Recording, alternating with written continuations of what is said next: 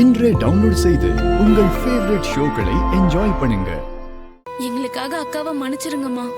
அவளை வீட்டுக்கு அழைச்சிட்டு வந்துடலாமா? என்ன அவளுக்கு எல்லாரும் சப்போர்ட் பண்ணிக்கிட்டு இருக்கீங்களா? உங்கள மாதிரி அவ எனக்கு செஞ்ச நம்பிக்கை துரோகத்தை மன்னிக்க முடியாது.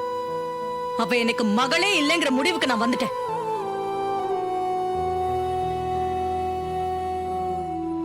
அக்கா, இந்த அநியாயத்தை கேட்டியாக்கா? என்ன நீ மகளே இல்லைன்னு துரத்தி விட்டியே, அவளும் அந்த துரோகி பையனும் இப்ப அந்த கிழவி வீட்டுல தான் போயிருக்காங்க.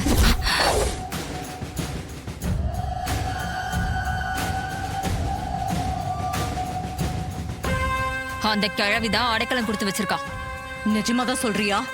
ஆமாக்கா, எனக்கு தெரிஞ்ச ஒருத்தர் இப்பதான் போன் பண்ணி சொன்னாரு. நாம அவங்கள வீட்டை விட்டு துரத்தி விட்டா அந்த கிழவி தன்னோட வீட்டுக்கு கூட்டிட்டு போய் நம்மள அவமானப்படுத்திட்டு இருக்கா.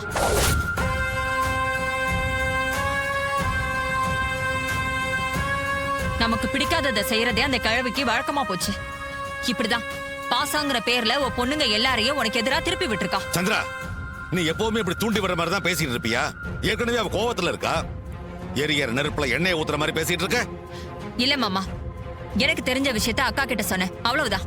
சித்தி, அவங்கள அம்மா வீட்டை விட்டு விரட்டிட்டாங்க. அதுக்காக அவங்க ஹோட்டல்ல இருக்க முடியுமா? பாட்டி பேத்திங்கிற பாசத்துல வீட்டுக்கு கூட்டிட்டு போய் அடைக்கலம் கொடுத்திருக்காங்க. இதுல என்ன தப்பு இருக்கு? இப்படி எல்லாம் பேசி அந்த கிழவி செஞ்ச தப்பையும் துர்கா செஞ்ச தப்பையும் நியாயப்படுத்த பாக்குறீங்களா? அக்கா, உனக்கு எதிரா அந்த குடும்பமே இருக்கு, பாத்துக்க. சின்னத்த, இப்ப என்ன அத்தைக்கு குடும்பமேவா எதிரா இருக்கு? துர்கா ஏதோ கல்யாண விஷயத்துல தப்பு பண்ணிட்டா. இருந்தாலும் மன்னிச்சு ஏத்துக்கங்கன்னு தானே எல்லாரும் சொல்றாங்க. என்னமோ அத்தைக்கு எதிரா எல்லாரும் சதி செய்யற மாதிரிலாம் பேசிட்டு இருக்கீங்க.